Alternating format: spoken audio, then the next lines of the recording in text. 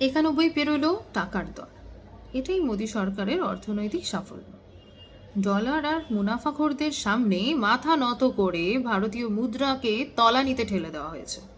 সাধারণ মানুষের পকেট কাটছে, মূল্যবৃদ্ধি, আমদানি ব্যয় বাড়ছে, সঞ্চয় উধাও, আর সরকার ব্যস্ত আত্মপ্রচার আর নিজের ভাওতার গল্পে। আত্মনির্ভর ভারত নয়, এটা মোদির ব্যর্থতার নগ্ন প্রমাণ। অর্থনীতি সামলাতে না পারলে দেশ শাসনের নৈতিক অধিকারও থাকে না মোদিজি। আপনি পদত্যাগ করুন। 91 পেরোলো টাকার দর। এটাই মোদী সরকারের অর্থনৈতিক সাফল্য। ডলার আর মুনাফাখোরদের সামনে মাথা নত করে ভারতীয় মুদ্রাকে তলানিতে ঠেলে দেওয়া হয়েছে। সাধারণ মানুষের পকেট কাটছে, মূল্যবৃদ্ধি, আমদানি ব্যয় বাড়ছে, সঞ্চয় উধাও, আর সরকার ব্যস্ত আত্মপ্রচার আর নিজের ভাওতার গল্পে। আত্মনির্ভর ভারত নয়, এটা মোদির ব্যর্থতার নগ্ন প্রমাণ। অর্থনীতি সামলাতে না পারলে দেশ শাসনের নৈতিক অধিকারও থাকে না মোদিজি।